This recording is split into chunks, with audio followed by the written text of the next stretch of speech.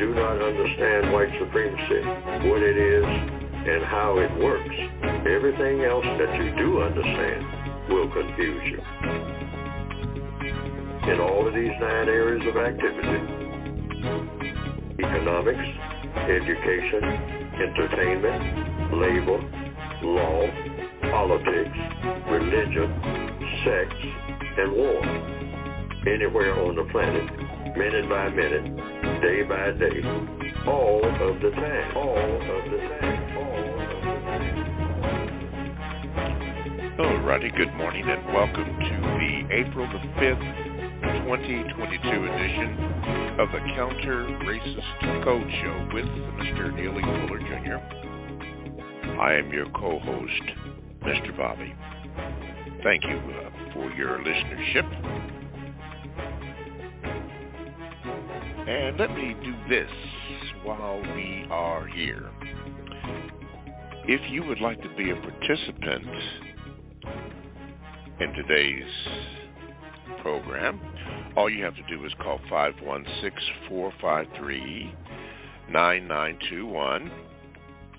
And when you do, press the number 1 button and you can get in line to be heard with your questions, or question, please, your question, or your VGQ, and please, ma'am, please, sir, and I'm going to say it again, please, ma'am, please, sir, make it short. Make it short. And so that Mr. Fuller can understand and answer your questions. Please be aware that Mr. Fuller uses logic in everything that he is going to say on this program. What do you mean by logic, Mr. Bobby? Cause and effect. Keep that in mind. You can also use my Gmail address, the numero 7, Mr. Bobby, BOBBY, @gmail.com. You can do that if you would like. And you can also join the chat room by going to blogtalkradio.com. Then you want to go under, I believe it's shows or programs, and you want to get the Produce Justice show. You can click on that, and then there's a little button where you can also do the chat and get in there. And usually there is some good, healthy conversations in there, and occasionally I will read some of that. Speaking about reading, and thank you, Constructive Actions Items, who, by the way, will give you a review of what we did last week. But let me read this. It has come to my attention that some people are doing some things or using the materials of this program or Mr. Fuller's books, which you can get at producejustice.com, for a price. You can get that. But let me read the disclaimer here, and this says simply this. This show contains copyrighted content and other intellectual properties that cannot be used, reproduced, sold, or leveraged for financial gain without the expressed permission of Produce Justice, LLC. For more information, visit producejustice.com/disclaimer/. Now, that's important because I understand that there are some people that are doing some things that they should not be doing, and that is not good. You're in violation of this code here, this disclaimer. So just be aware that if you keep that up, there's some things that are going to happen to you that are not going to be real good for you. So just keep that in mind. Yes, Mr. Fuller is very precious to all of us, and we want to make sure that whatever he has said, he said what he said, and that's it. There doesn't need no one to be added to that, so make sure you follow that. Okay. Thank you, Constructive Action Items, for the review that is now on the screen there, which if you go into the chat room, you can get that. By the way, if you are online and we run out of show time, you can our producers, well, what they will do, they have a copy of your name and your phone number, and if you'd like, you call back again next week, and then they will put you at the top of the line, or yes, at the top of the line, as John just did. Thank you, John. I'm going to get to you in just a moment. When they do contact you, make sure you give the call screener your name and address. Excuse me. No, just your name. You don't have to give your address. Don't do that, but just make sure you give your name, and then everything will be good. Okay, starting off. Good morning, Mr. Fuller. How are you? Good morning. I'm still learning. You are still learning. Okay. What did you notice in the papers this morning, or any that you read or that you heard that you'd like to start off today's program with? Well, I was thinking in the last couple of days about Black progress, since we just finished with Black History Month, and it's a lot of talk back and forth. So what exactly is Black progress? That's the question. When people use terms are supposed to have meaning according to compensatory counter-racist logic. So any words that you use have meaning, and those meanings are supposed to have a constructive effect. So what exactly is Black progress in the year 2022? Because it might mean something different in the year 2022 than it did in the year 1860. So I thought about it, and I've thought about it, and I have been saying, and I'm sticking with it until I figure out something better to say or hear something from someone else that would be of more constructive value.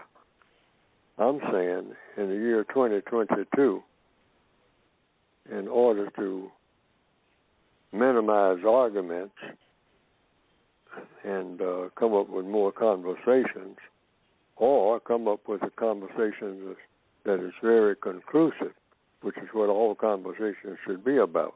You come to a conclusion about something, and then you act on your conclusions. That's how things get done.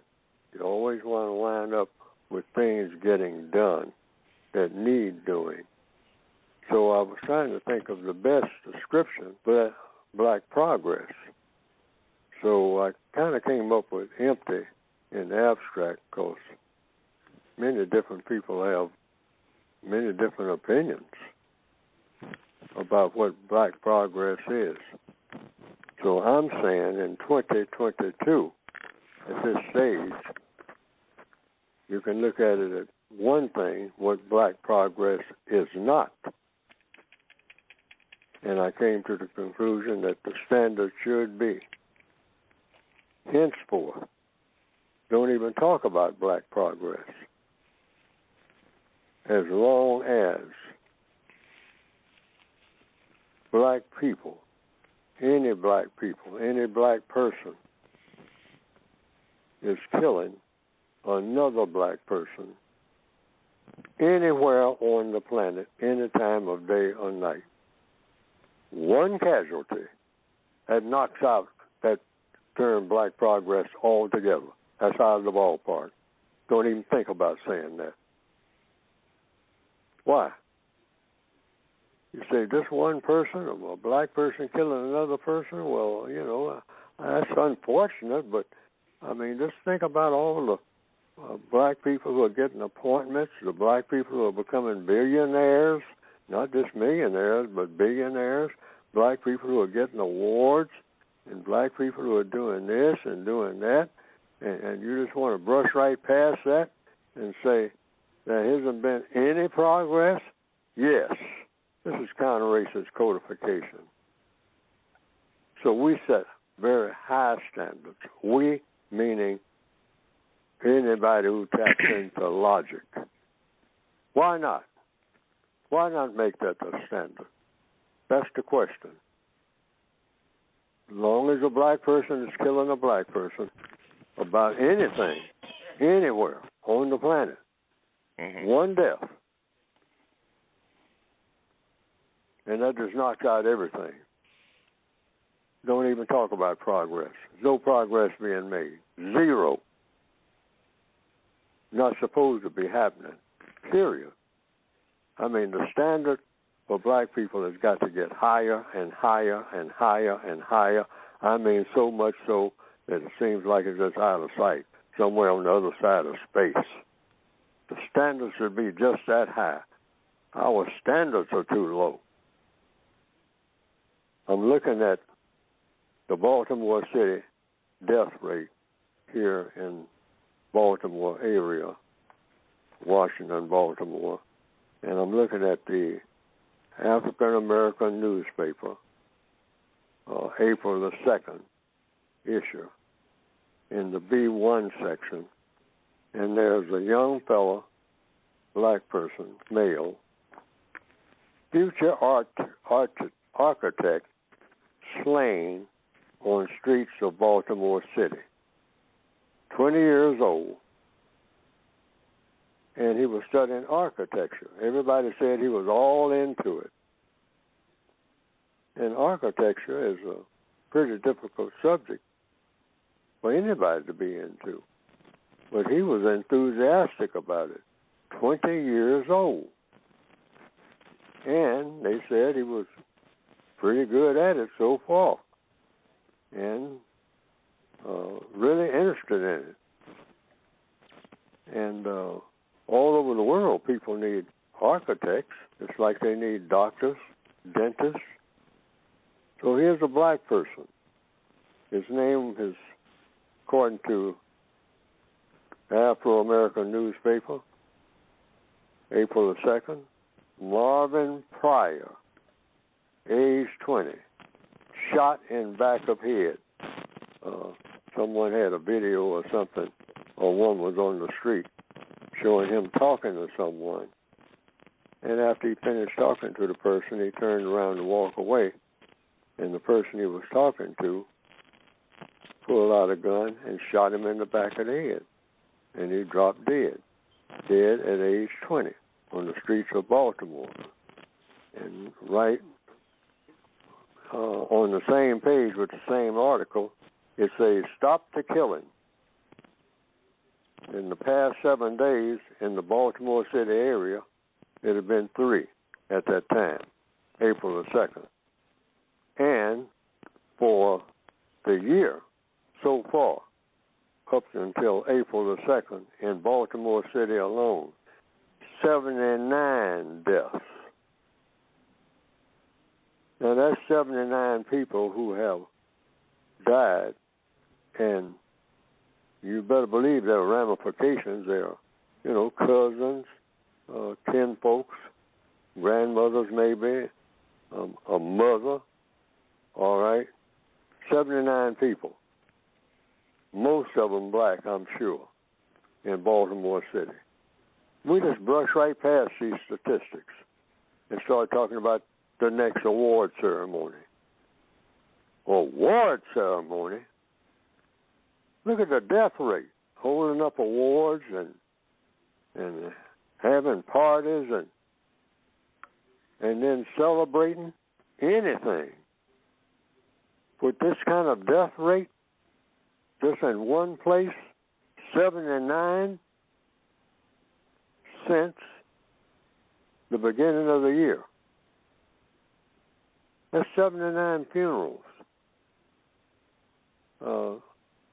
Little girl saying, "My dad is not coming home," maybe. A little boy, "Where's Daddy? Where's Daddy?" Black people all over the place, always saying, "Where's Daddy?" Well, he's locked up.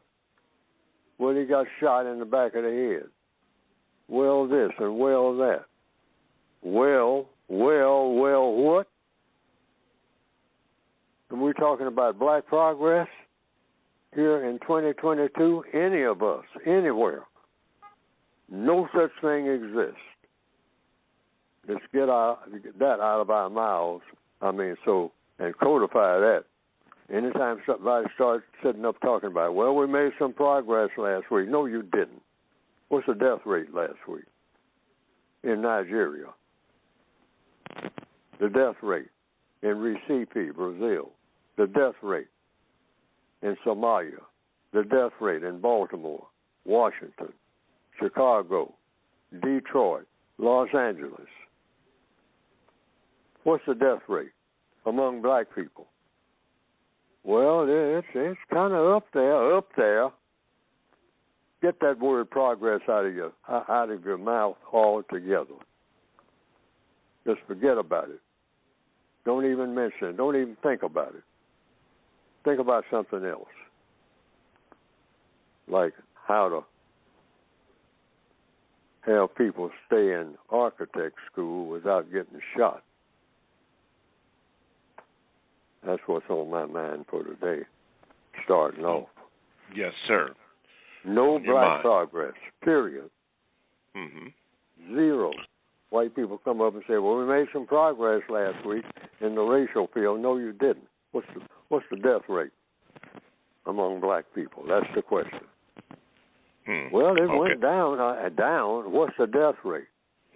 Well, we only had 32 killings. I mean, so far. Okay, well, hey, forget about the progress. Talk about something else. Mm-hmm. Okay, you're listening to the Counter-Racist Code Show with Mr. Neely Fuller, Jr., and we're going to go to the phone lines. John from Houston, who was last week and did not get on, but he's on, our opportunity to get on now. Okay, John, you're on with Mr. Fuller. Go ahead with your question. Grand Rising, gentlemen, and I guess my VCQ, ironically, will respond to the Black Progress statement. I have a question, Mr. Bobby. In paying deference to my elder, and certainly Mr. Fuller, thank you for your wisdom and your insight. I would say I agree and then would quantify it in this way. If we reduce the out-of-teen wedlock and the birth rate of at least less than 75%, I think, single mothers at this point, which would mean more marriages. And I know you say our prison status does not allow us to be husbands and wives. I take that into consideration. If we reduce not just the death rate that you spoke on, the school-to-prison pipeline of forcing primarily black males out of grade school, high school, being dropout rate to be reduced, the employment rate increased, which means that we would have to be starting businesses and not. Where did the white people go, I think Mr. Fuller loves to say, Mr. Bobby? So if I would quantify that as possible categories, and I could go on about the black wealth gap, et cetera, and how we are the multitude of negative references that are made in the society at large, which is the reason something is called black, by the way, is to compare it to something called white. So having said that as a VGQ, that's to dismantle white supremacy as a system when we stop either being black or reduce the negative impact of blackness. I'll just suggest that for a thought. What I didn't get to talk with him last week, Mr. Bobby, about was while we were all being gaga over the slap heard around the world, there was a woman that had asked him on the Carl Nelson show, I don't know if you remember that, about not using white supremacy. John, you're muffled, and it is very difficult to hear or understand what you are saying. Is there anything that you can do about that on your end? Can you hear me now, sir? Yes. Now, what was your question for Mr. Fuller? On the Carl Nelson show, I forgot the lady's name. You may have heard her asking him on not using white supremacy and the connotation of such that makes us believe in our inferiority status, which I think ties into my VGQ comment. And I understand him responding then saying he could not see not using such a statement as white supremacy or the white supremacist system in all caps proves that it does exist. But I would suggest that it does exist by our believing in black inferiority, which is a requirement for white supremacy. So I don't know how he wants to respond as that as a potential question, because I'm not asking him to answer it. but that would be a part of moving in the direction of how we dismantle white supremacy as a system. So I guess the question is, are we talking about dealing with black inferiority, or are we talking about white people, so-called white people, being called into question about their supposed superior status? And I'd like to hold to hear the response. And thank you for the time as well. We'll keep you on line. Have a wonderful morning. All right, we'll keep you on line. Mr. Fuller, you care to respond to that? If I understand the question, are we supposed to talk about black inferiority? Are we supposed to use the term white supremacy? I thought about all these things since people do call in and say that we should use other terms. The compensatory code says use any term that you think will work and get the constructive results. See, that's the only two things. Not meeting Neely Fuller's standard. Neely Fuller doesn't have any standard. Cause and effect. That came with the universe. That's mathematical. I didn't invent mathematics. I just throw out suggestions. I choose to use the term white supremacy. If you think that saying no such thing, it doesn't exist, and all like that, and you're a black person, that comes under VGQ. Victims Guaranteed Qualification. You're qualified to say that. You don't have to get Neely Fuller's permission to do nothing. You got to get the white supremacists' permission, in my opinion, to do everything in their prison. So if they allow you to use the term saying, or even saying white supremacy doesn't exist, Neely Fuller's not disagreeing with that. You don't have to have an agreement with Neely Fuller. Who's he? He's just a fellow prisoner milling around in the prison yard like everybody else, giving his 5 cents worth of opinions, or 2 cents worth, or whatever it is worth. It might not be worth nothing. You don't have to conform to nothing that Neely Fuller says. In fact, you can disagree with everything that Neely Fuller says and say what you want to say. All you should think about is, does it work for you? And maybe if it works for you, it might work for somebody else. So go with it. Mm-hmm. Okay. If you want to say, there's no such thing as white supremacy, you might say that white supremacy doesn't even exist. Stop using that term and advocate it. Say that. Say what you believe will work and what you have run tests on. Do what works. Okay. And you can get somebody else to do it and it works for them. Hey, how can you miss? Problem solved. Problem solved. That's all you're trying to do, or should be trying to do, according to what? Neely Fuller? No, according to logic. Logic. Okay. So that's for anybody that calls in now and saying, Mr. Fuller, I disagree with this. Hey, just telling the world that, hey, what you think ought to be done. All right? And that comes under VGQ. You're guaranteed that qualification. You have that qualification. You don't ask Neely Fuller to give you a qualification. I can't qualify nobody to do nothing. I'm a prisoner of war, doing what the white supremacists tell me to do. Okay. All right. Thank you, Mr. Fuller. Listen, callers, please, don't let this go over your head. Make your comments short, okay? We only have 2 hours, please. And if you go into a long dissertation, it's just not good for the program. If we had all day, okay, but we don't. So please, ma'am, please, sir, make it short. Marcus, Long Beach, California, you're in the house. Go ahead with your question for Mr. Fuller. Good morning, Mr. Bobby. Good morning, Mr. Fuller. Good morning, sir. Excuse me. I just have a VGQ. Out here in California, Assembly Bill 3121 is a task force dedicated to study and develop reparation proposals for African Americans.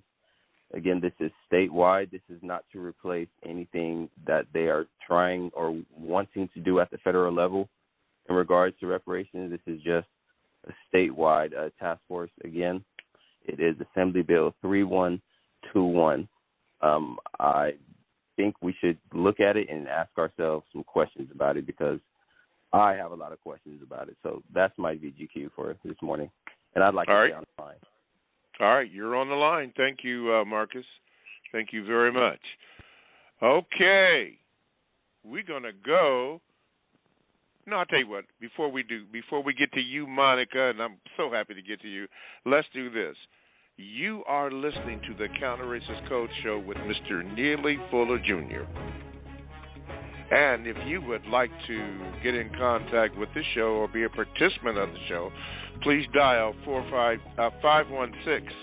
516-453-9921. That's 516-453-9921. And when the call screener gets to you, give them your name, or your first name anyway, so that I can properly introduce you without butchering your name. And please, ma'am, please, sir, please make it short so that we can get as many questions in as we can. We know you studied and we all that.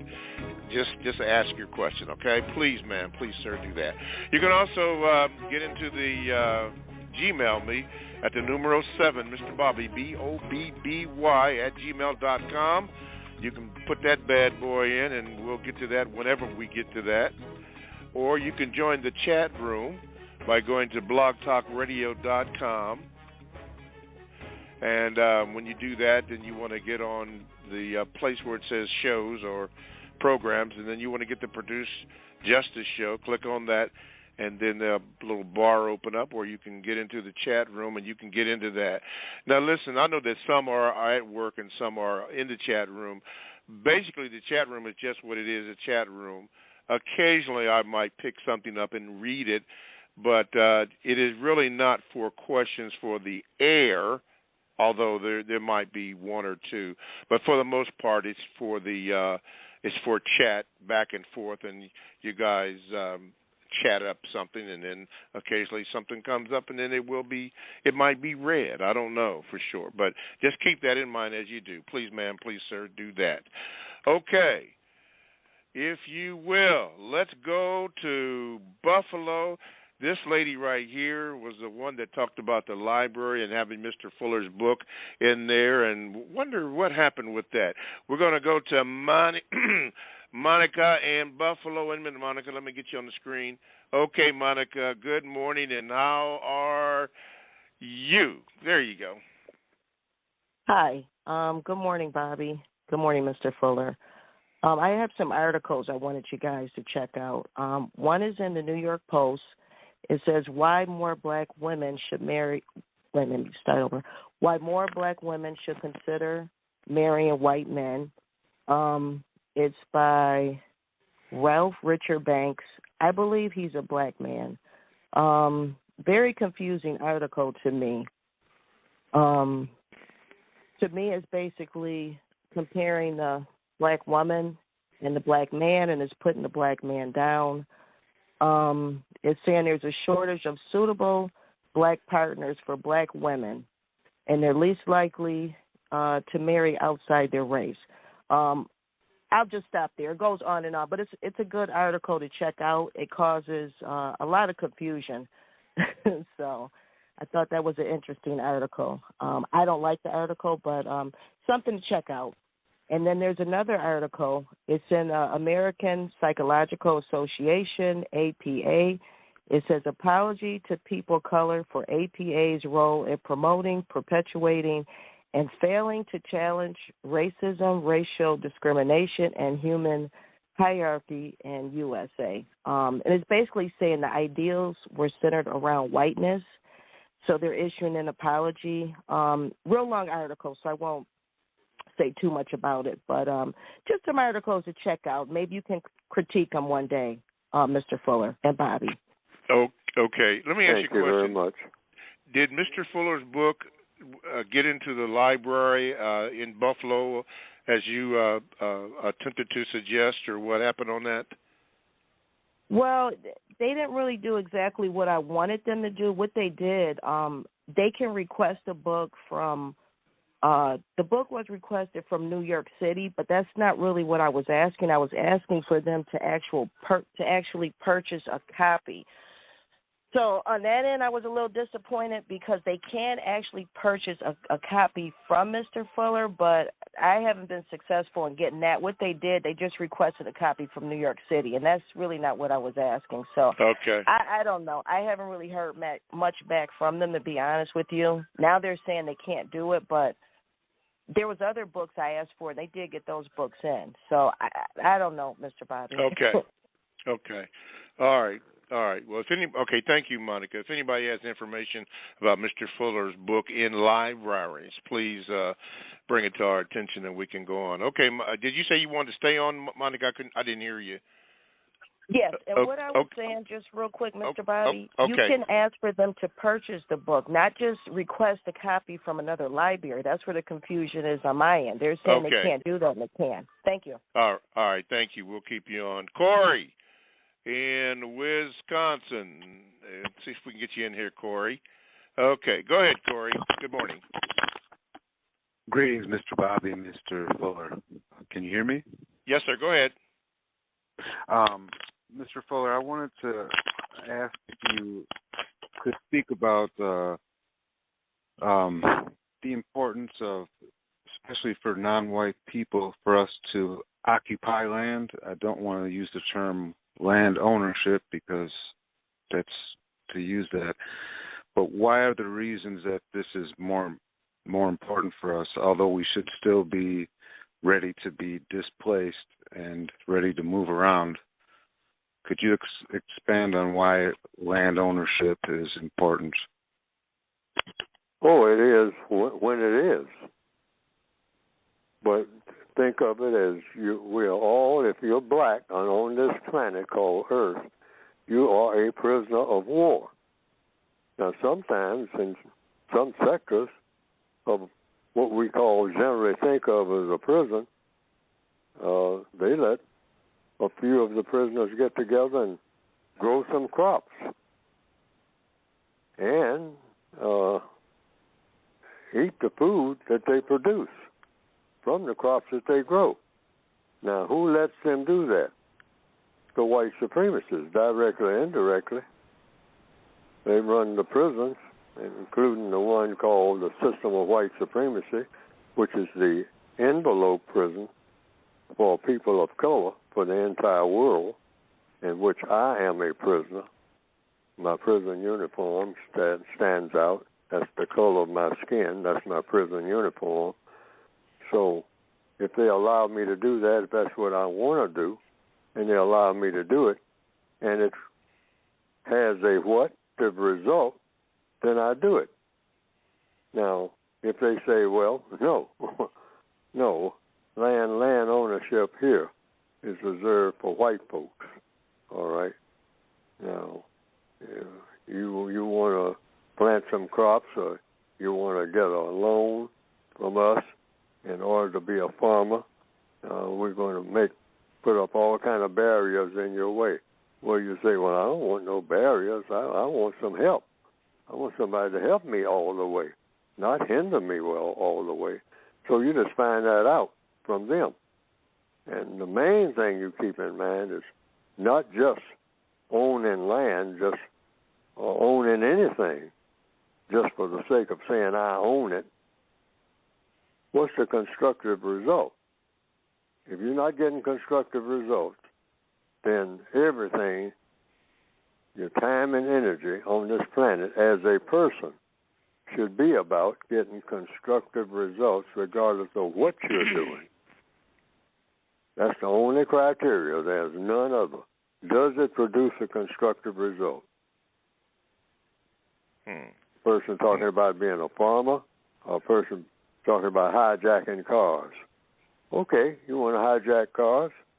What's the constructive result? That's the bottom line question. And any move that you make, any time of day or night, if you're black, anywhere on the planet. But in direct answer to the question, hey, being a farmer, okay, study the farm that you're going to be in, how difficult it is to get into farming, owning the land, all right? Or you might be manufacturing. You want to manufacture something. Just figure out, now, after I do all this, what's going to be the constructive result? Get that straight first in your mind before you start off doing anything. You want to be a dancer. Okay, I'm going to dance. What's going to be the constructive result? What effect is that going to have on people's minds that they will do constructive things if I get out on the stage and dance and somebody sees me dancing? That's in anything that you do. It's supposed to produce, according to the compensatory logic, codified logic, counter-racist logic, or just plain logic, constructive results. That's it. Sitting down eating a plate of food, is it going to produce a constructive result? Or is it going to, with all that grease you see piled up in it, give you a heart attack? And is having a heart attack a constructive result of you eating grease? I used to make that big mistake. I thought grease was gravy. I was in the country, so I didn't know any better. Thank the Lord you do now. Thank you so much. Okay, we got a new caller, Nicole from Chicago and then Swa. But before we get to both of those, Mr. Fuller, Justice Warrior wanted to know this. Did you ever, Mr. Fuller, did you ever, Justice Warrior said, excuse me, did you ever attend college? Why or why not? I attempted to on the GI Bill, but I wasn't getting any constructive results because it was set up in such a way that I would just be going back to high school again, having a review. Because I had the same teachers in college that I had in high school in the black section of town, or what they call the GI Bill. All right. And where I was, you couldn't get loans or anything to get housing or anything like that. So there was a lot of difficulties and whatnot. Okay. But the bottom line is no constructive results. So I dropped out. Okay. The follow-up with that was this. Do you think it served you well by either attending or not attending? Well, at the time, it didn't serve me. Okay. And I had a lot of other difficulties I had to put up with. Yes, sir. Difficulties caused by what? The usual suspects, the racists. They didn't want black people, just like today. They don't want black people to do anything constructive. As long as we're doing something non-constructive, that's how I feel. Okay. As long as even if we get money, we're supposed to use that money, or the fact that we have the money is supposed to be, well, doesn't make any difference. We're black. So we're still supposed to be doing things that we did before we had money, which is what a lot of black people do. We curse each other. I mean, we might fight each other. We'd be discourteous to each other. We kill each other with or without money. We kill ourselves. Non-constructive. Yes. See, all we have to do is just keep in mind, any move that you make, is this producing a constructive result, yes or no? See, that's airtight. Ain't no wiggle room there. None. No wiggle room, and that's what we need. We got too much wiggle room. Yes, sir.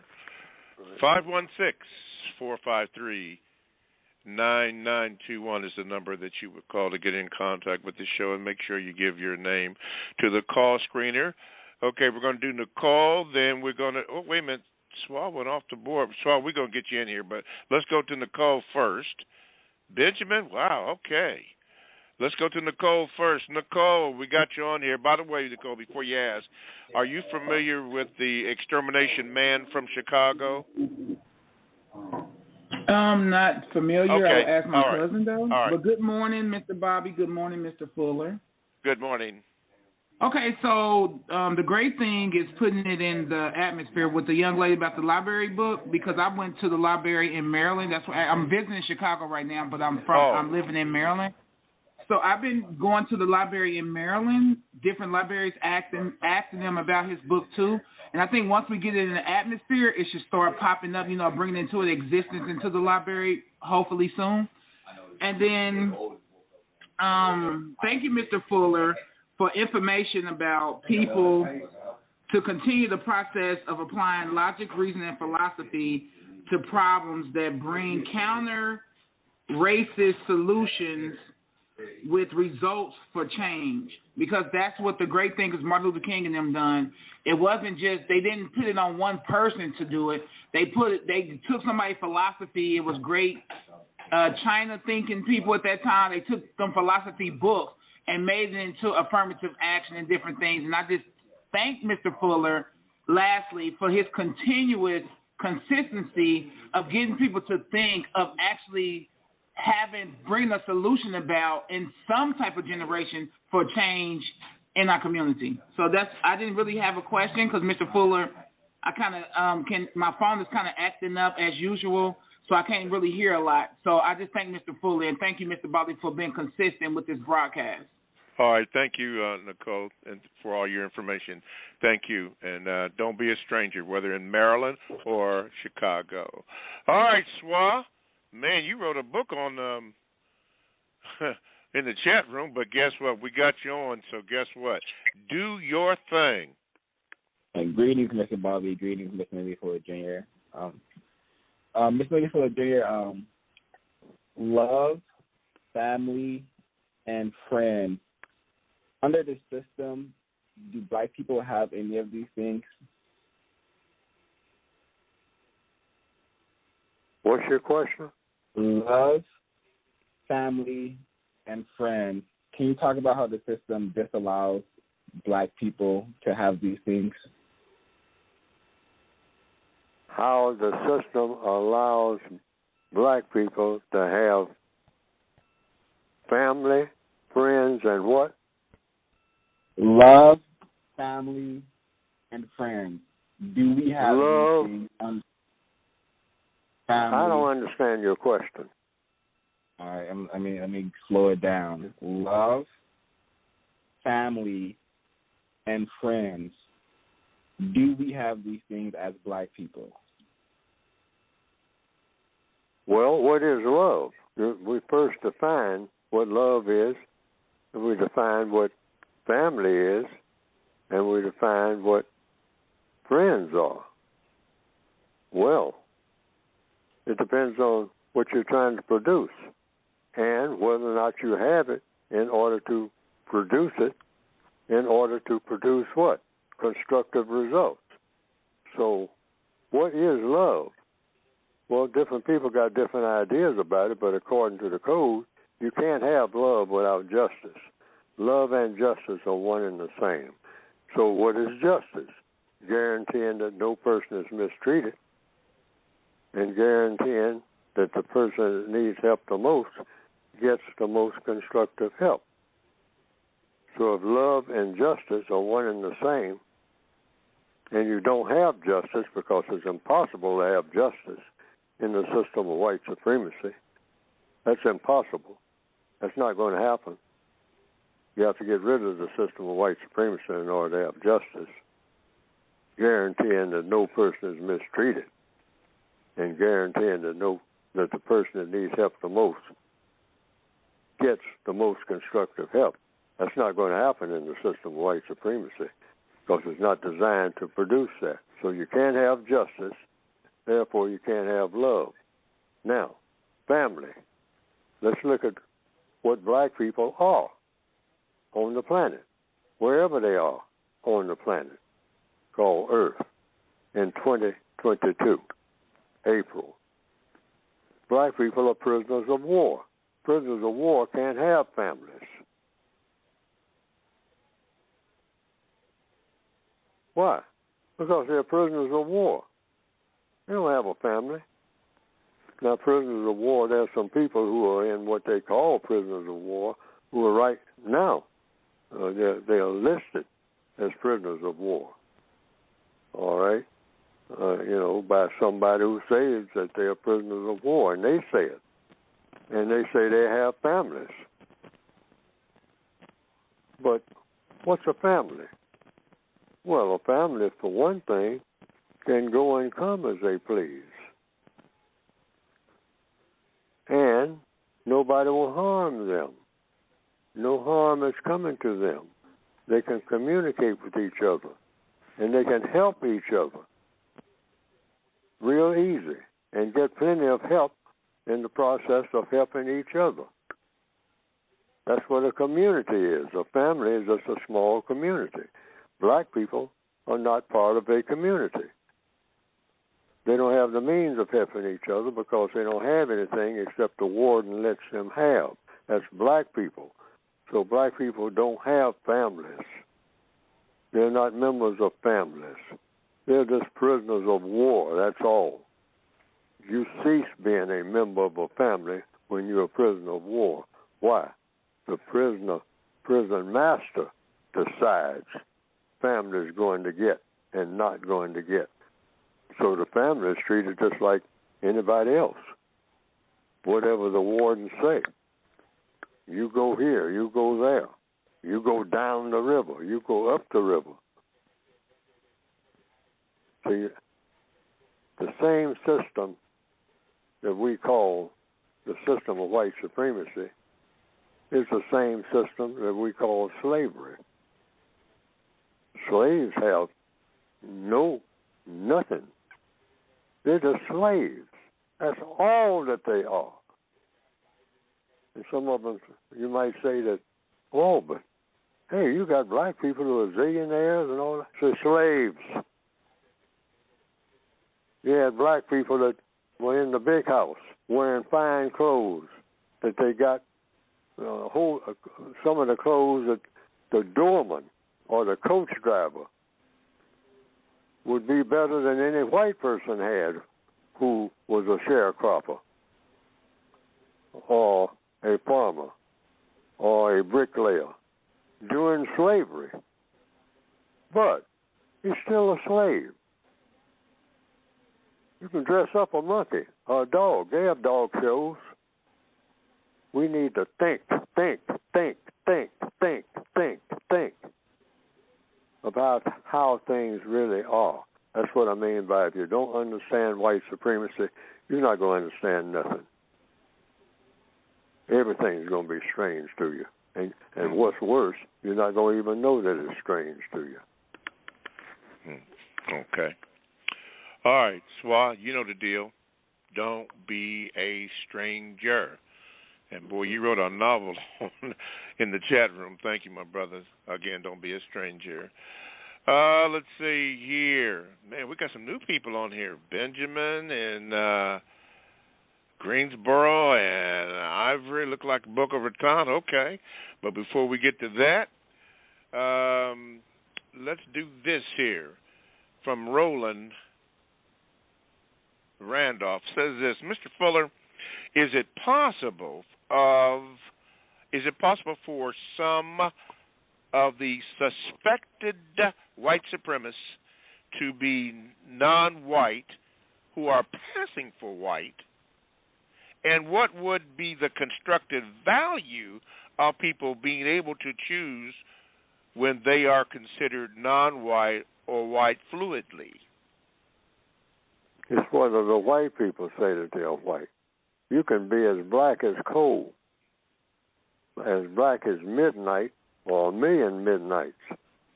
And if the white supremacists step forward and say, this black person that you call black, as of 12 o'clock today, I'm declaring that this person that we all have recognized as black, and you can see them, you're looking at them, you're looking at their black skin, they're going to be white for the next 2 days. See, the white supremacists have actually done this type of stuff. And they say, well, how is he going to be black? I mean, he's black. That's my son. He's black. I'm black. How are you going to make him white for 2 days? because I'm a white supremacist. That's how I'm going to do it. And I tell you, black people, what's white and what's not, or anything else you want to know. You're not supposed to know nothing except what I tell you. You got that? We understand that. See, when they draw a line in the sand, we understand that real clear. I mean, we know how far to go. In other words, that's what white supremacy means. Oh, yeah, every black person who says, I don't believe in this white supremacy, well, you can tell full of that. You tell the white supremacists that and see what you get. They'll make you believe in something. You might not call it white supremacy, but you're going to believe that when they get on your case, you'll believe that. And you can call it anything you want to. You can call it a mistake or anything you want to, but they know what it is, and you know what it is. And you know there's a difference from talking to full. Okay. Wow. All righty. All right. Roland says thank you for answering his question, Mr. Fuller. Let's see here. Let me go here. I see Stan, the man, just joined the fray there. Mr. Fuller, your book, which we can get, everybody can get at producejustice.com. That is producejustice.com. By the way, when you get to that site, Mr. Fuller has, the team has got Mr. Fuller an official Facebook page, which has, you can get all the broadcasts there, even on the Carl Nelson show. That will, whenever Mr. Fuller's on, that is announced on there. But Mr. Fuller has a page now on Facebook. It's official. You don't have to worry about other information or other thoughts. These are Mr. Fuller's thoughts that are on here. Not that the other information is not good, but you want official what Mr. Fuller said to worry about that. Mr. Fuller, briefly before we do this thing, let's talk about your book for a minute, please, sir. Yes. On these programs, it's a lot of back and forth and whatnot, and people may not get the message so well. So I direct them to the books mostly. And even in the books, I'm not the type of writer that I ought to be. Because if I was the type of writer that I ought to be to get the best results, I wouldn't have to have or be compelled to have or have the inspiration to have a program like this where I talk about what's in the book. But that's the vehicle that I use since I need everything that I can to get people to at least understand my point of view about doing what? Solving the race problem. That's what I'm setting out to do, actually solving it. And I say that the textbook for victims of white supremacy that you can get by going to producejustice.com will help you to solve the race problem by doing what? Solving your own problems. And I think that's an excellent way to do it. You know, a lot of black people say, well, you know, I'm so busy and I'm doing this and I'm doing that and I'm running here and I'm running there and I got so many problems, I don't have time to think about trying to solve that race problem. Well, the philosophy and the concept of the textbook for victims of white supremacy is if the book helps you to solve your problems and you're black, you are solving the race problem. So that's why I wrote it. And you can go to producejustice.com to get it. And yes, it's sir. segmented. I don't like to say divided. It's segmented in the 9 areas of activity: economics, education, entertainment, labor, law, politics, religion, sex, and war. And some people say I should have rounded it out and made it 10 areas of activity with health. Well, you can do that. You can round it out yourself. But I incorporated the health feature, just like I incorporated a whole lot of other features in those 9 areas. The health feature would be in the economics area, the first area of activity listed in the book. And why do I say that? Economics is health, and health is economics, because what is economics, basically? The use of time and energy. And what is energy? Energy is how you use your time once you, time is how you use your energy. And, you know, time is kind of what they call abstract, whatever that means. It's just something that you put things in. And what you put things into time is something we're all born with, and that's energy. When you're born, you're a little baby, you're kicking. That's energy. You don't even know what's going on, but your legs are just, you know, they're just going this way and that way, and your little arms are flopping around. That's energy, okay? So everybody's given that. Mm-hmm. And if you keep that going, if you keep that energy going, that is health, all right? That's the key. And you have to eat correctly. You have to be in the correct environment. You have to have the correct type of mental abilities. And that's how you just keep using time and energy.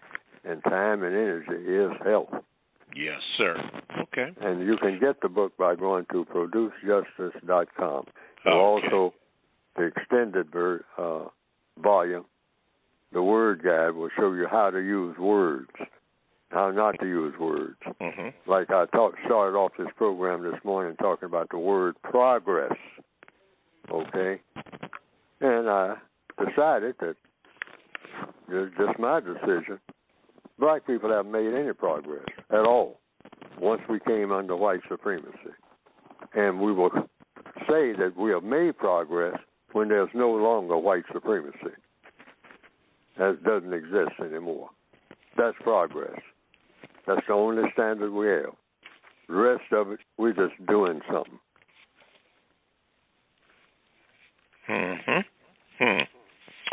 Okay. ProduceJustice.com, and one of those things that is suggested, and remember, all these are suggestions as we round out the first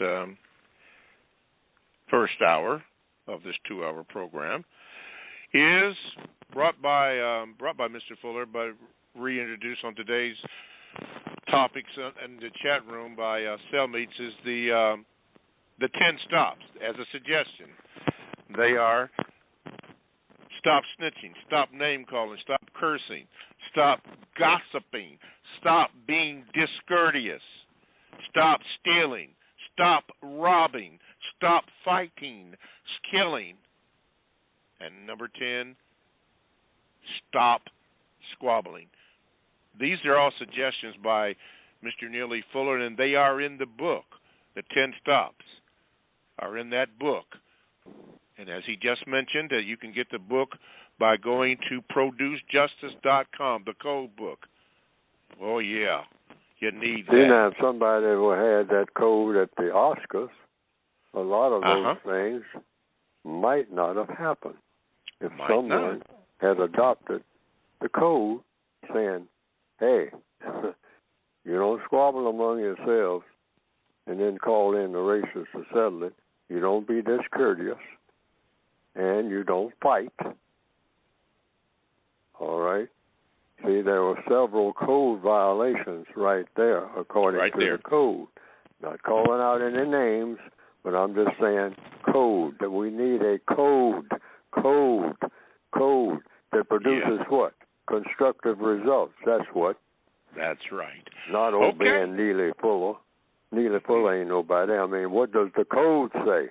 Well, the code says, and we must follow the code, that is the end of the first hour of the Counter-Racist Code Show with Mr. Neely Fuller, Jr. We want to say thank you first for Mr. Fuller, and thank you for your calls. But we have another hour to go on the Counter-Racist Code Show with Mr. Neely Fuller, so stay tuned, and we'll commence that in about 10 seconds from now.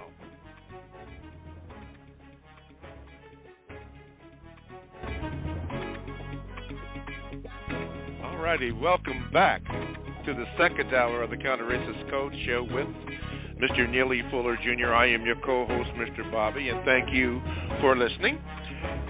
Contact numbers to get in with the show is 516-453-9921. Be sure to press the number 1 button so that you can be heard. Now listen, when they get you in here, when I get to you, you can be heard, okay? So you don't have to ask that question.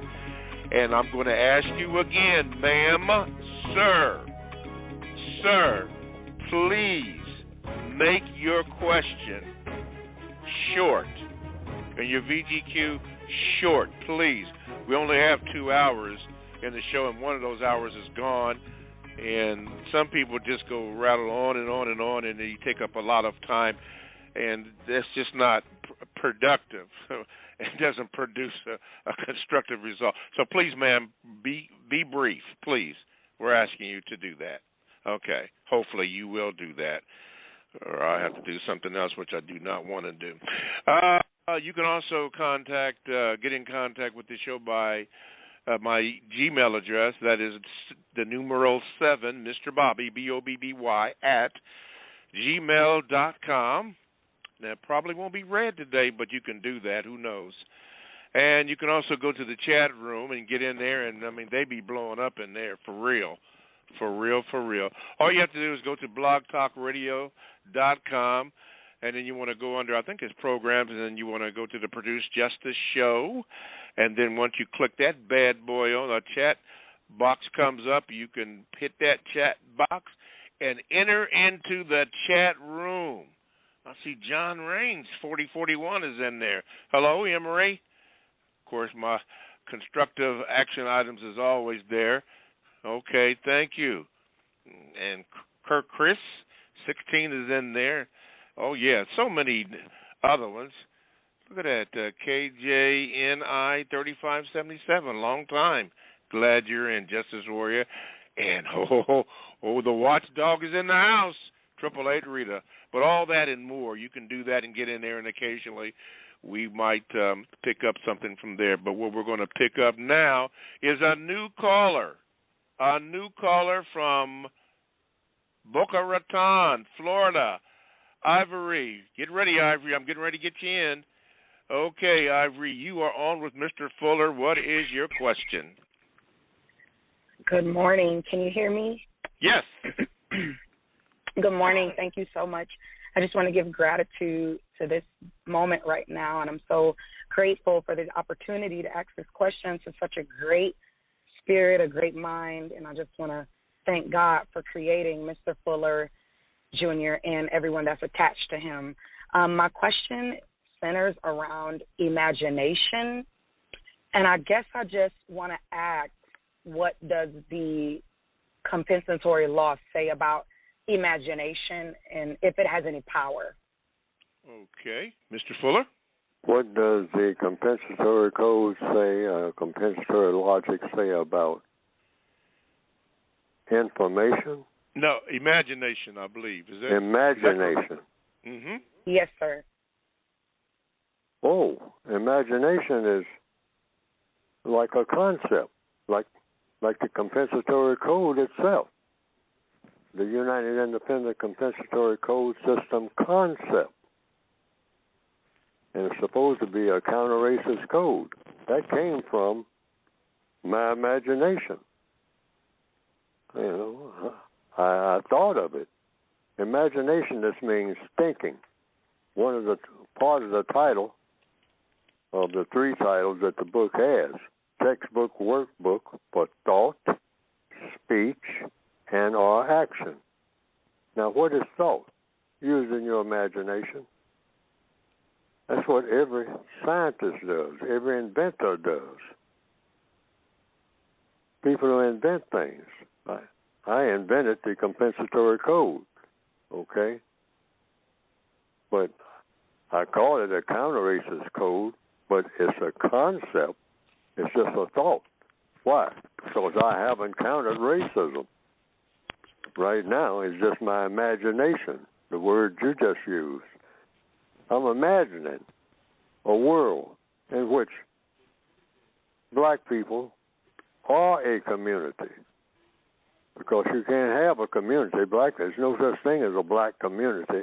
And you got black people just on one thing, killing each other. That knocks out the community right there. That's out of the ballpark. I mean, forget about that community.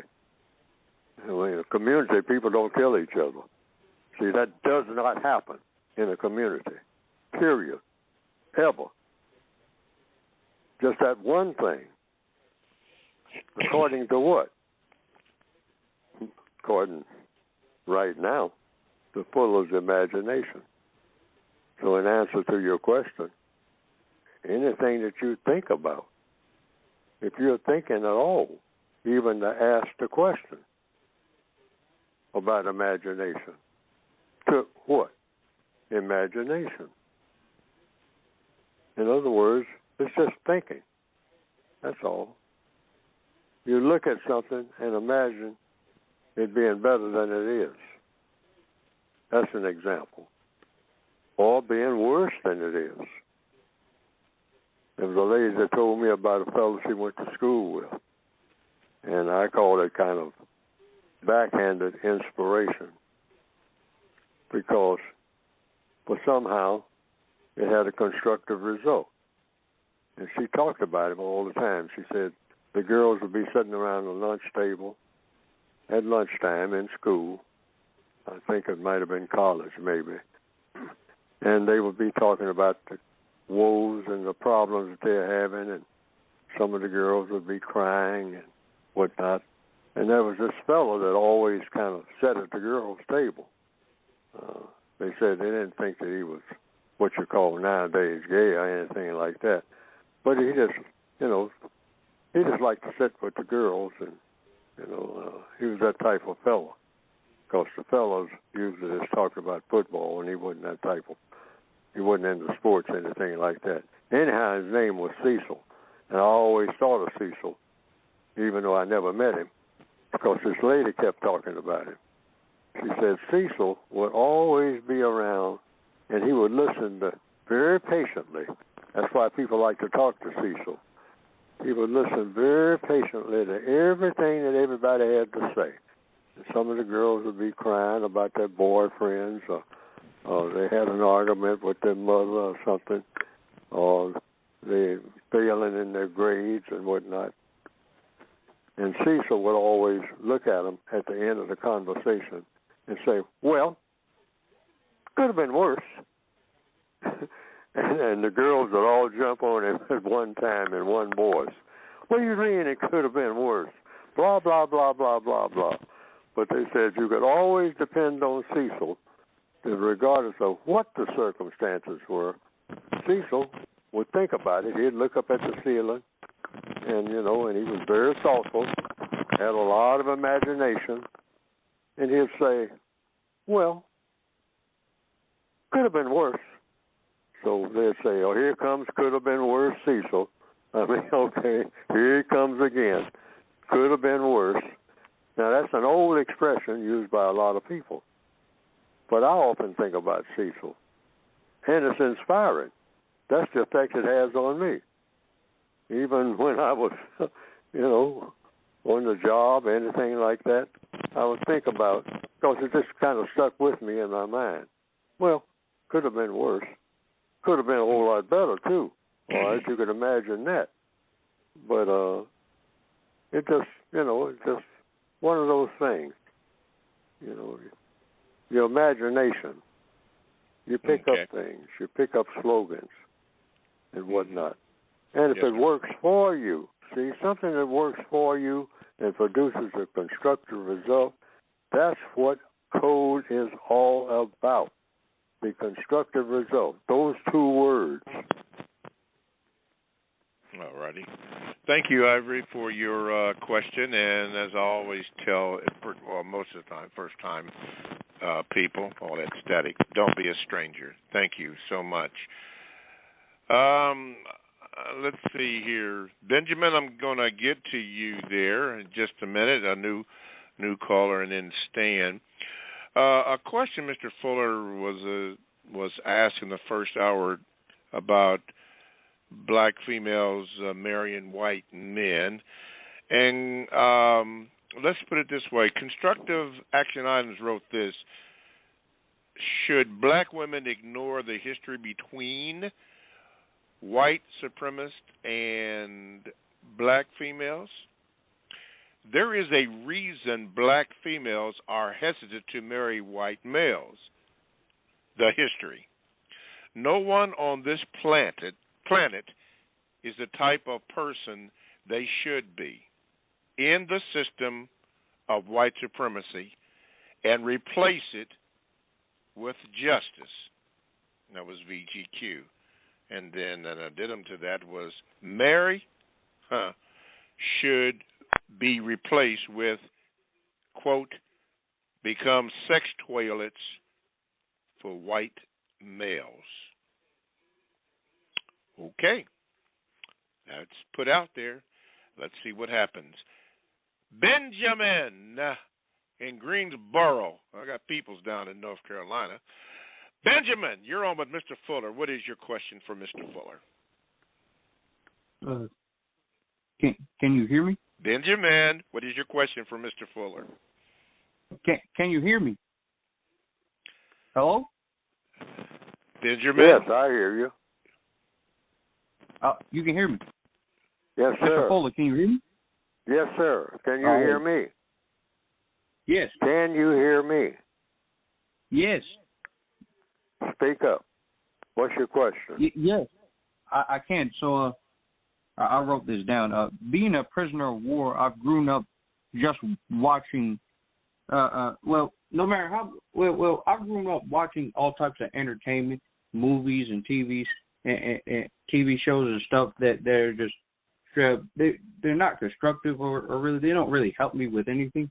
They just teach you how to kill and stuff like that and harm people.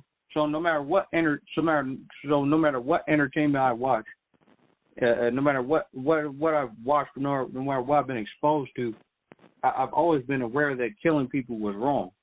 So I vowed to never do that. I vowed to never hurt people in my entire life, and I vowed to not kill people in my entire life or rob people. You know what you see non-white people doing all around the globe. So. And I was aware of that, but I see other people aren't. So how come I'm aware of it, but other people aren't? Could you explain that for me, Mr. Fuller? Because they choose to, and the white supremacists like that. White supremacists glorify killing. I talked about the Oscars on many occasions on this program. Oscar has a sword. Oscar doesn't have anything else at the award ceremony. And everywhere you look, you see statues all over the place. I mean, a lot of the statues. I think there's a statue right here in Washington, if I recall correctly. There's statues around the Justice Department. And the statues of people, some of them have swords. You're talking about justice, but you're talking about justice at the tip of a sword. Swords are made to kill people. That's what they're designed to do, kill people. Swords are not even made to kill animals. A pair of pliers is made for what? Building something.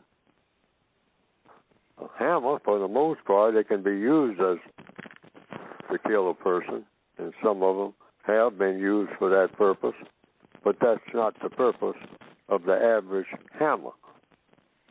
The average hammer is to construct something that will produce a constructive result.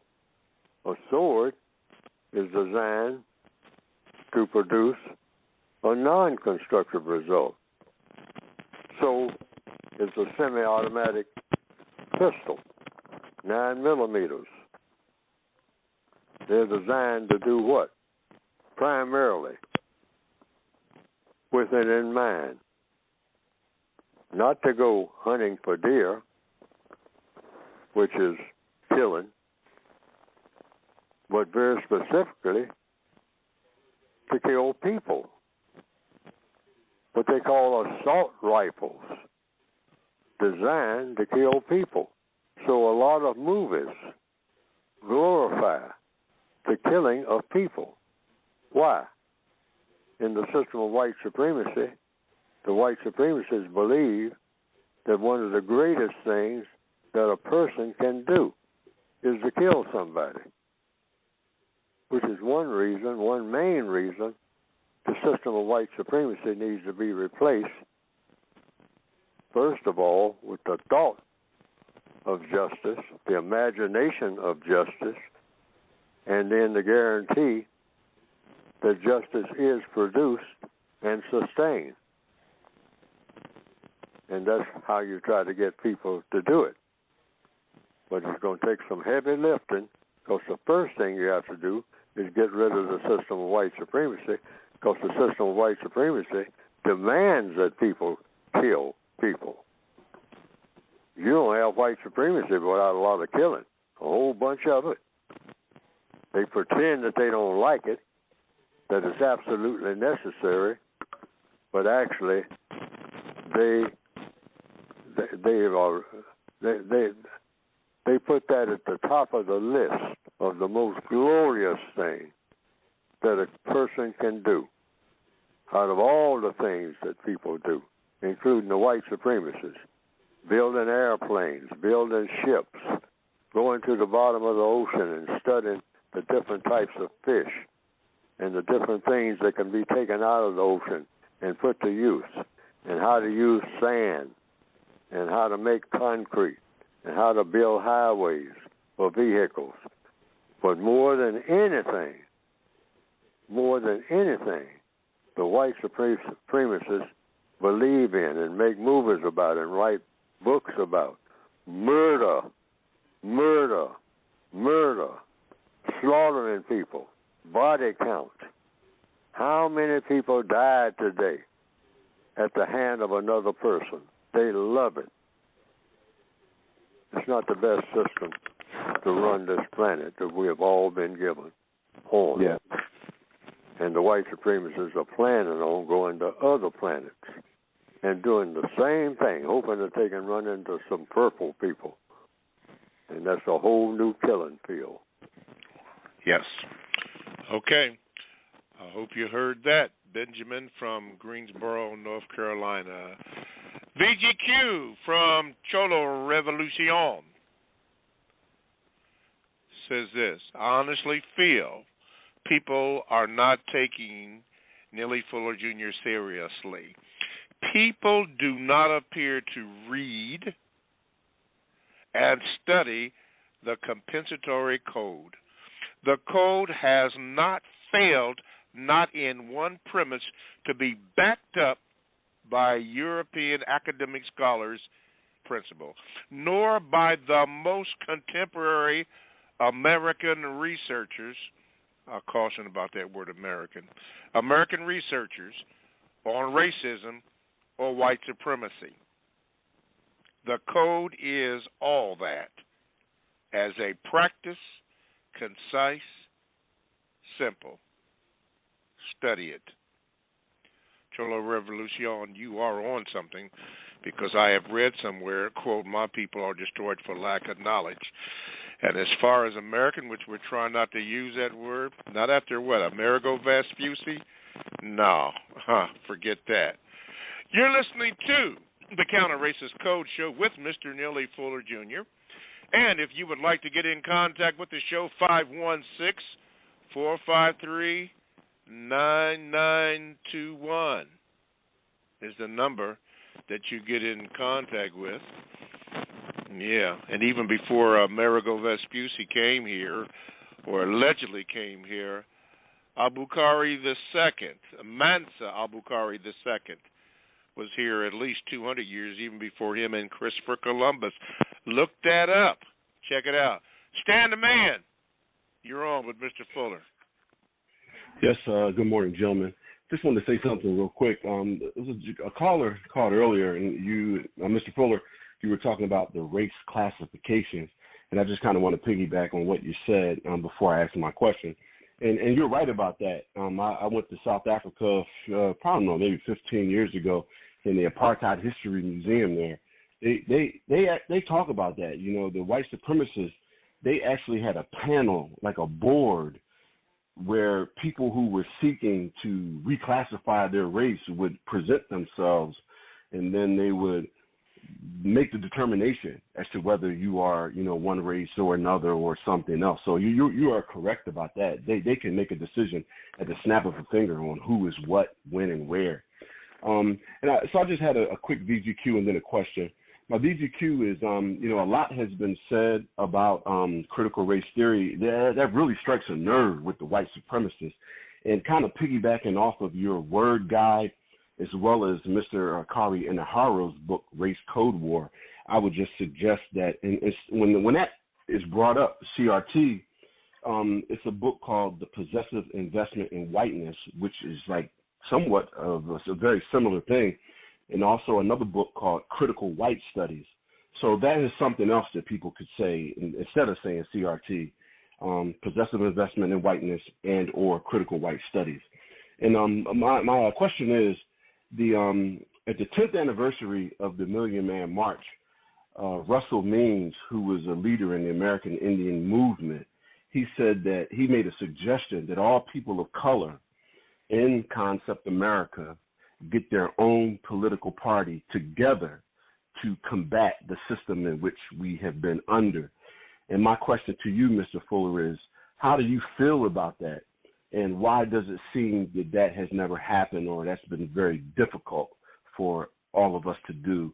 And I would like to stay on the line to hear your question, sir.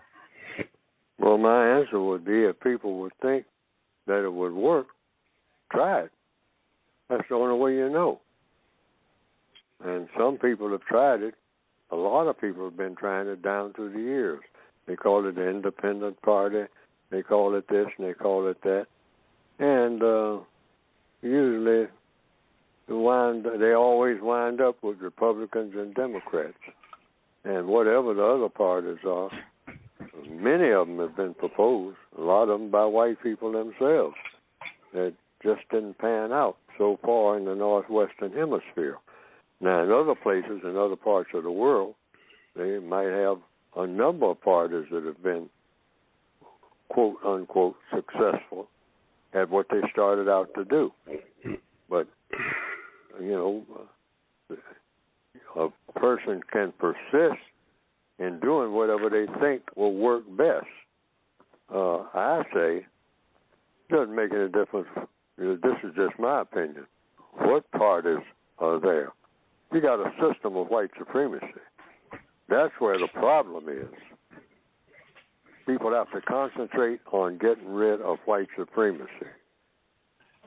Now, that's just my opinion. And if you got 10 parties, or if you got 3, or if you got 4, if you got 2, that's kind of traditional in the Northwestern Hemisphere. But I'm saying the goals have to be the primary goal of any so-called quote-unquote party, replace the system of white supremacy with the system of justice. That's got to be it. I mean, the basic goal, that's the first order of business. Otherwise, I say it's just a bunch of labels, and you got labels all over the place. Labels and slogans. We have many, many different types of labels and slogans. Make America great again. That's a slogan and a label. And then revive America or something like that. I think that's one of the latest or something by some people in what they call the Republican Party. And the Republican Party itself, or the Democrats, or the Independents, they're just all over the place. But is the primary goal replacing the system of white supremacy with the system of justice? You don't even have to have a party to do that, whatever a party is. You can just say, hey, that's the goal. That's the constitutional goal. That's the patriotic goal. You can't get more patriotic than that. replacing the system of white supremacy with the system of justice. There's no such thing as patriotism that's greater than that. According to what? According to compensatory logic. And so that's just my opinion. It doesn't make any difference what you call anything that you're doing. It's your goal, and whether or not you can achieve that goal that produces what? Constructive results. You can call it anything. Yeah. But you got to have the ingredients. See, otherwise it's just another label. Independent Party, the Black Party, the Come Around Party, Constitutional Rights Party, whatever. These are just labels. What's the goal? And can you reach that goal that will produce the most constructive results? And in counter-racist science, that's the first order of business. Yes. Before you get around it, hey, you got to get rid of the system of white supremacy. I don't care what your party is. Exactly. All right. Thank you, Stan. Don't be a stranger there. Thank you very much. Mr. Fuller, you started off. I'll tell you what, let me do this station break, then we'll go straight through. You are listening to the Counter Racist Code Show with Mr. Neely Fuller Jr. here on blogtalkradio.com and also on producejustice.com. To get in contact with the show, to ask a question or a quick, and I mean quick, with a capital Q, VGQ, 516-453-9921 is that number. You can do that. You can also Gmail me at the numero 7, Mr. Bobby, BOBBY, at gmail.com, or you can join the chat room. Go to blogtalkradio.com. You want to make sure you click on the program's icon. You want to get the Produce Justice program. And when you click that bad boy, just go in. There's a place for the chat. You can go in there, and as usual, and I'm not making this up, them chatters, whoo, my goodness, they are off the chain. So you might want to do that. I'm going to get to you, Darnell, but I'm going to go with this. 2 questions. Number 1, Mr. Fuller, you started off the program with your thoughts about the violence and so forth. What is your thoughts on what happened out in, somebody wanted to know, what are your thoughts about what happened out in the killings in Sacramento, California the other day? Just a continuation. There was a black person involved. That's what I saw on television. And it was several black people who were hit and killed by bullets fired allegedly by a black person. So it's just business as usual. Just more statistics and no progress according to the code in answer to the question. So we haven't made any progress. Any progress since when, Fuller? Since the beginning of white supremacy. That's when. Whenever that began. Some people say 400 years, some say 600, some say 2,000, some say 6,000. And recently I've heard of thousands of more years that it goes back. The beginning of white supremacy. Okay? I say I don't know. Why do I say I don't know? Because I don't know. But I'm saying we have it now, and it needs to be gotten rid of, no matter how long it's been. Yes, sir. And one of the criteria for black people is we haven't had any black progress since the beginning of white supremacy, because white supremacy is still here. And the chief evidence that I'm using, and you can adopt it if you want to, but if I'm asked a question about black progress, I say we haven't made any. Based on what, Fuller? Based on black people just on one thing, are still killing each other. Still killing each other. Yes, sir. Yeah, that's just for openness. I mean, not to say about the thousands of other things that shouldn't be going on, but just that one thing alone disqualifies progress. Progress is, forget that. Just take that out of black people's conversations and meetings and everything else. no such thing as black progress. And if anybody asks, why would you say that? There are black people now who are moving up here in the year such. We fixing to have a black female judge. Hey, we got black people killing each other. End of story. End of story. Forget that thing about progress. Period. All right? We can start talking about something else right now. But forget that progress stuff. Yes. Okay. From the chat room, Justice Warrior wrote this. He says, that's right, Mr. Fuller. Dr. Claude Anderson teaches us that we don't have a single black community in this country. That we have neighborhoods, and the hood or the hoods is like a bucket with a hole in it. Whatever you pour in it is coming back out. Community is, quote, common unity, end of quote. And what common unity to black people who live amongst each other have of being victims of white supremacy? Or let me put it this way. What common unity to black people who live out amongst each other have outside of being victims of white supremacy? Rita. That's also in the code book. Uh-huh. It's been there since 1984. No such thing as a black community. Doesn't exist. Exactly. Rita to Justice Warrior wrote, agreed, black culture is a trauma response to being victims of white supremacy, and then constructive action summed it all up. Practice listening. And Stanley Wells wrote to you, Mr. Fuller. He said this, Mr. Fuller is correct. I didn't think through fully before asking that question. Focus on getting rid of the system of white supremacy. You do not need a political party to do that. Stan the Man wrote that. Okay, Darnell, and then Nicole has a question or a comment. Let's go to Darnell in New York. Boy, New York is hitting it hard. Go ahead, Darnell. You're on with Mr. Fuller. Good morning, Mr. Bobby. Good morning, Mr. Fuller. Good now, morning. There's some background noise there. It is hard to hear you. Okay. All right. Is that better? This better. Thank you, sir. Oh, you're welcome.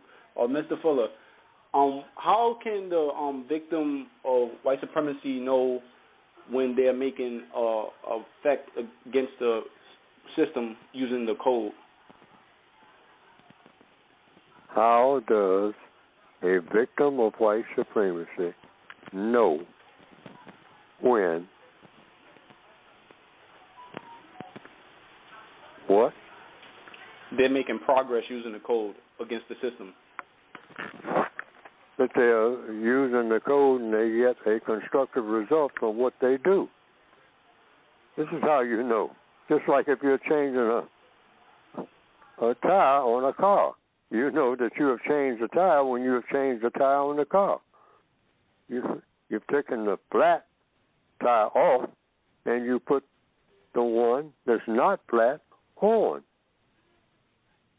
And you tighten it up and it works. That's how you know that you have changed the flat on the car. It's when you have changed the flat tire and put on a tire that is not flat on the car. Codification is simple. It's not a head scratcher. You know it when it's done. What did you set out to do? I set out to change the flat. I had a flat tire on my car. So I got a car out of the trunk, and I took the flat tire off of the wheel and put the tire that wasn't flat on the wheel, and I took the jack from under the car and I tested the tire with a tester for pressure. It had the correct pressure, and I was ready to drive the car, which is what I set out to do when I changed the flat tire from the car and put a tire on the car that was not flat.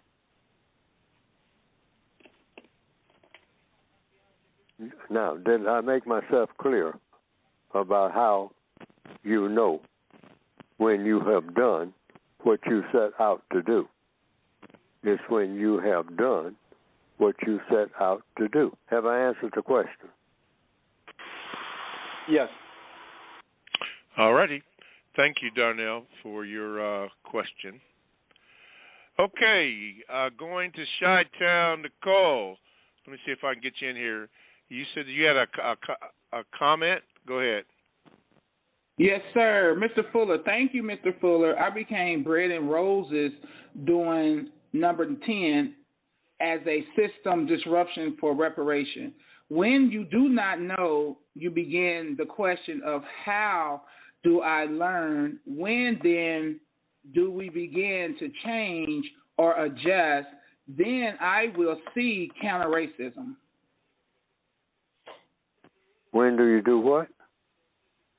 When then do you begin to change or adjust to the system?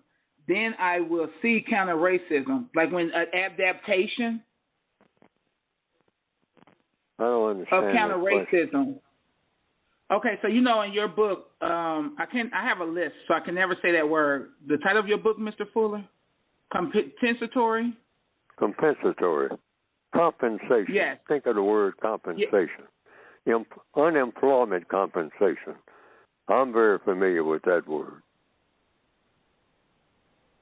Right, so it says, that's just like, I will use that as an example of a job then. When I go into a job. Means making up for what's missing. Right, so I'm saying with counter-racism, when the COVID hit, I became Bread and Roses, which was in Maryland. I reside in Maryland. So it was a Bread and Roses party, which had a different way of thinking. So I was agreeing when you said about knowing where our political power lies, because we can disrupt a system and get some type of justice. When you raise the questions of something that maybe even through the affirmative action stage that was maybe not even still looked at, that was because they were still in the process of getting things done. Where do we picking that up from affirmative action? So that's when we counter racism with asking affirmative action questions in any setting. That's what I do. And I thank you for that, for giving me a gift of knowing how to ask for any type of compensation from any wrong or any right that may have occurred, that I feel that I am making progress to change in my community in which I live. So thank you for letting me take up your time. I know that was a scrambled kind of question. All righty, you're welcome. You're welcome, Nicole. Okay, let's do this here. Mr. Fuller, this is a question from Brother White. He says this, Mr. Fuller, what should be the thoughts, speech, and action of blacks toward other non-whites who seek to dominate and mistreat blacks? What should be what? He said, what should be the thoughts, speech, and action of blacks toward other non-whites who seek to dominate and mistreat blacks? That's what they seek to do. That's your thoughts. And your speech and action should be directed to the people who are in charge of all non-white people, the people who dominate all non-white people. The prison masters are always white in the system of white supremacy. So any problems that you have with other black people or people of color, according to the code and according to logic, you take it up with the prison masters. That's why I sometimes use the movie Shawshank Redemption and the characters in the movie. The main character in the movie, played by Tim Robbins, was a character that, as a prisoner, always took his problems, directly and indirectly, to the person who could solve the problems the easiest. And that's the white supremacists.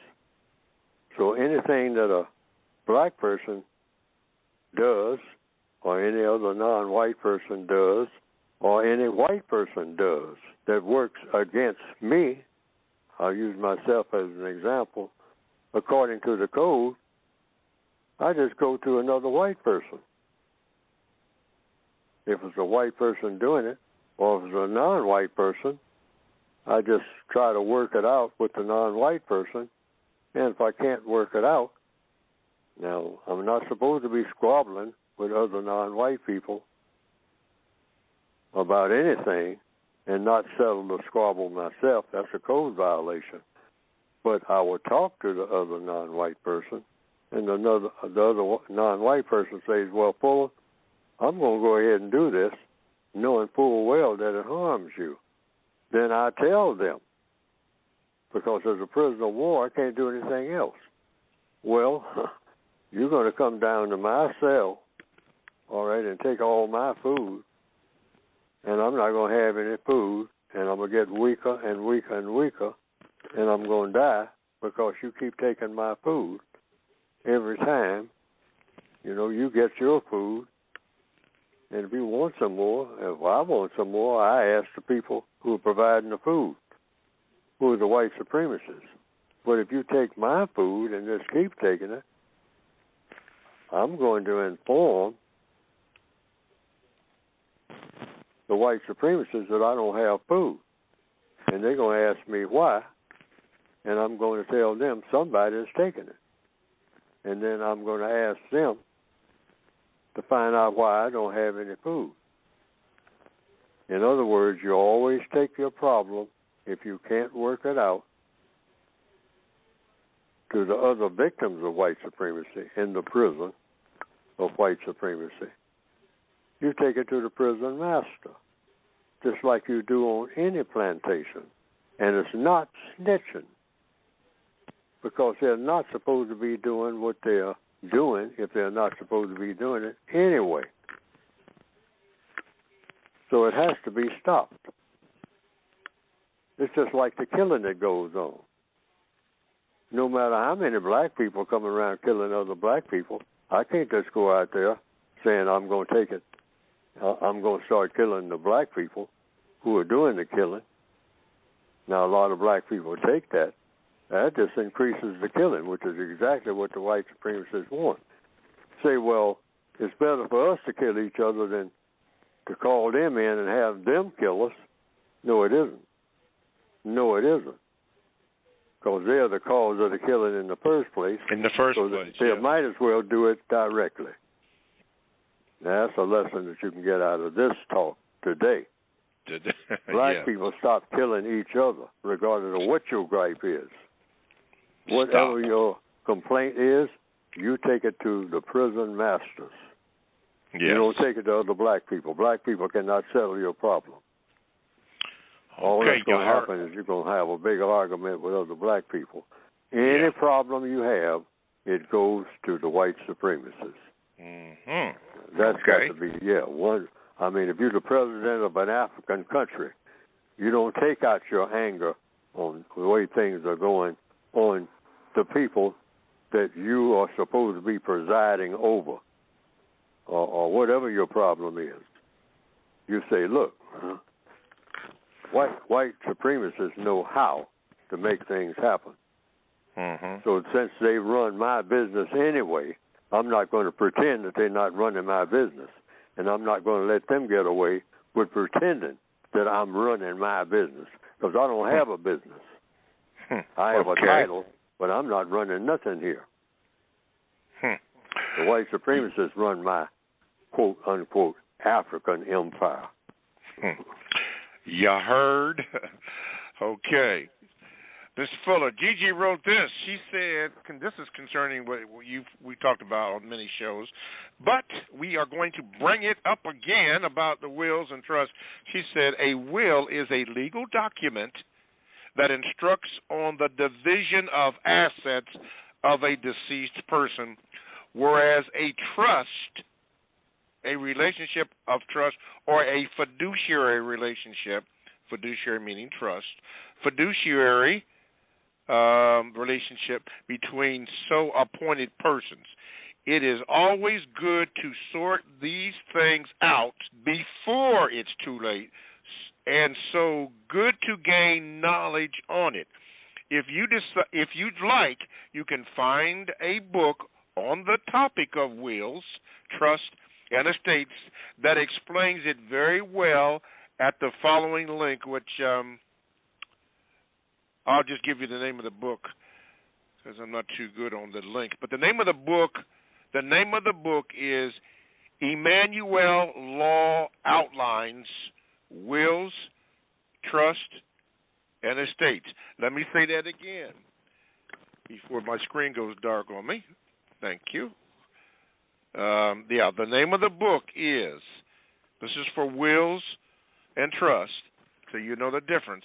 The name of the book is Emmanuel Law Outlines, Wills, Trust, and Estates. The book, the introduction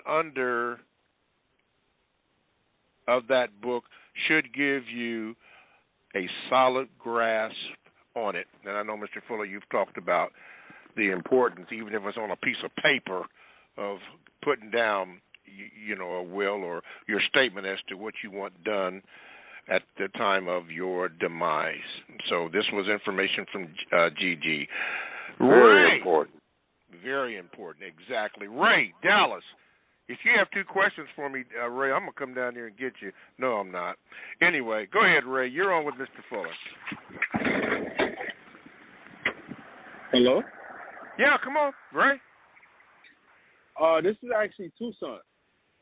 Tucson? It says Ray here. Well, go on, Tucson. Go on with your bad self. Hey, it's good to hear from you guys. I was hoping to get in queue, and I thought I would be too late. But the question I wanted to ask Mr. Fuller, as a victim of white supremacy, how would you go about building self-confidence? And I would like to stay on the line and listen to the answer. That's a straight question. How do you go about gaining self-confidence? Yes, well, sir. In my opinion, self-confidence, or confidence period, meaning you are able to do things with determination and you don't feel weak, you feel strong in what it is you're trying to do. That's what confidence is. You feel strong. You have strength. You think that you are strong. I use the word feel, but actually the word is think. You think that you are strong in getting something done. How do you get that? By learning. Learning, like learning to have confidence that you can drive that 18-wheeler. How did you get that confidence? By driving the 18-wheeler. You didn't have confidence when you first got under that wheel. I know what that looks like. I've never driven an 18-wheeler, but I've been behind the wheel of an 18-wheeler, just sitting in the driver's seat. I had no confidence at all that I better not start this thing and move it any direction at all, or I'm in big trouble. Okay?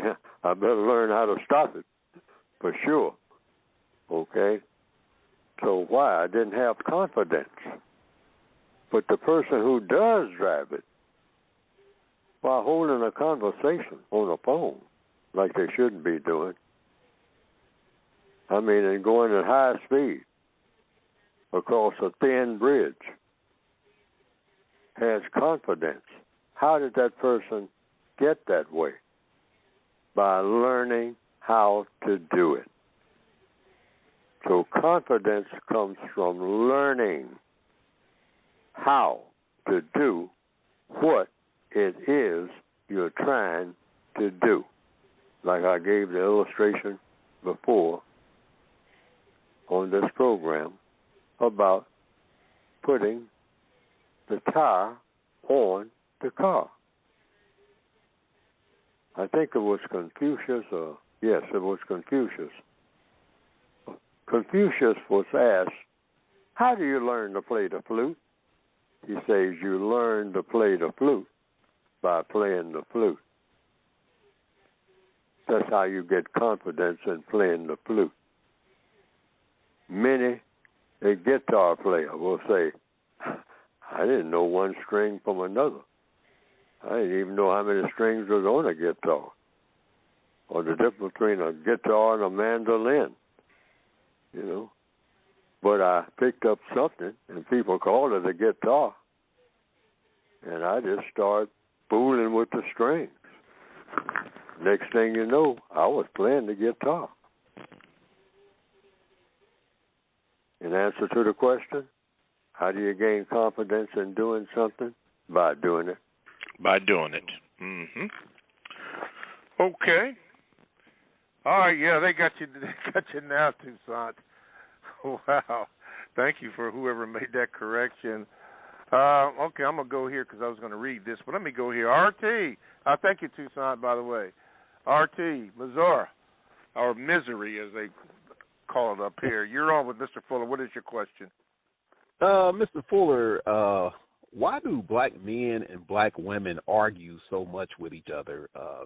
And then a follow-up is that, does arguing produce a constructive result? No. Conversation produces constructive results. And how do you have a conversation? Questions and answers. That's the difference between an argument is when you start making statements, start making accusations, start accusing each other of this and that. No, you just ask questions and get answers. Okay. And don't argue about the answers that you get. Just be ready with the next questions. Questions and answers will always take everybody right where they need to go.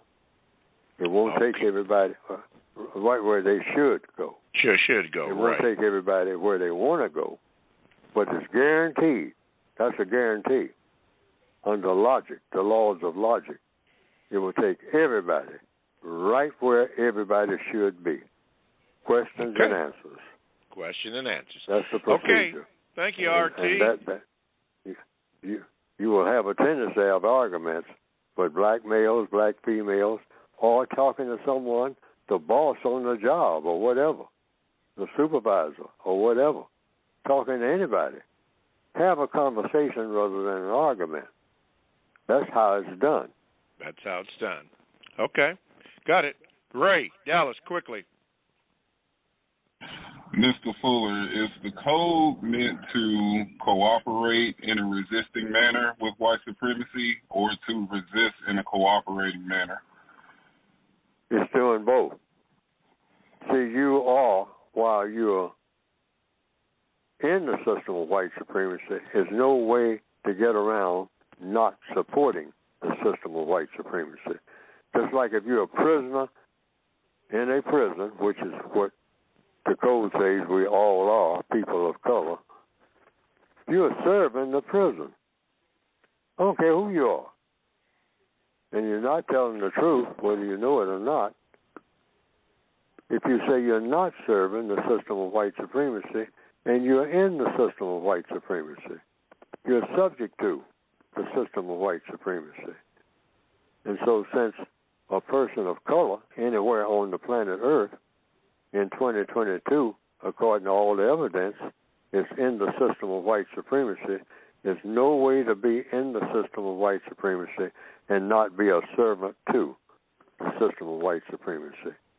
So as a servant to the system of white supremacy, you're supposed to be trying to do what? Eliminate the system that you are serving and serve a replacement for it, which would be the system of justice, theoretically. That's it. Okay. And so that's what you do. And the textbook for victims of white supremacy is supposed to help you do that. The white supremacists are looking right at you. And you're working against them. And you're letting them know that that's what you're doing. Because that's what you're supposed to be doing. Because it's an illegitimate prison. And you are an illegitimate prisoner of war. You are an illegal prisoner of war. And you don't back up from that. Unless they say be silent about it. And you be silent about it until you can find out a way through the code to not be silent about it. Okay. Last two things coming up here. All right, there's a book out. I haven't read this, but there's a book out. This was sent by Stanley, Brother Stanley, Stan the Man. It's called Critical White Studies, Looking Behind the Mirror by Richard Delgado and Gene Stefanik. And it explains this whole thing about critical thinking, or how they think, the progressive investment in whiteness, how white people profit from identity politics. Wow. Okay, now, we got about 2 minutes, Mr. Fuller, and a minute and a half goes to your book. So have at it, sir. Yes, I consider my book CRT, but I don't put it critical race theory because there's so much controversy about what that means. But my CRT, compensatory CRT, is constructive results theory. How about that one? Yeah, I got another one. How about another one? Counter-racist truth. That's my favorite one. I like that too. Yeah. All right. And another CRT, current race truth. Current race truth. And I have another one here. What is this? Critical religious theory. And that's where I use the word critical rather than constructive. But you can have your own CRTs. Make up some. CRT. CRT all over the place. Since everybody's talking about they don't know what it means, I mean, it can mean whatever you want it to mean, which is what the white supremacists do. So that's why. But my favorite one is constructive results truth. Constructive results truth. Boy, if we had more time, I'd have you go over those again, but we've only got a minute and 12 seconds to go. But constructive, what was that? Constructive what now? Constructive results truth. Or you can say current race truth, CRT. Yeah. Or counter-racist truth, CRT. Yeah, or counter-racist truth, yeah. All righty. Well, see, I like that word truth in there, see what I mean? Yeah, absolutely. In other words, a lot of white people say, I don't want this CRT because it hurts my children's feelings. Well, is it telling the truth? So the issue is, when do you tell the truth? You're right. When is it that you can tell children the truth? When is it that you tell anybody the truth? So you got about 1 million questions now. Maybe 1 million of them behind this CRT. You go into the question mood, hey, you can got questions all over the place. Absolutely. Woo, man, right here. Thank you, Mr. Fuller. Thank you, everybody. Man, we got to play the end of this tape again. That was just, you just blew it up in. Hopefully, we'll see you next week. We went overboard, but thank you, everybody.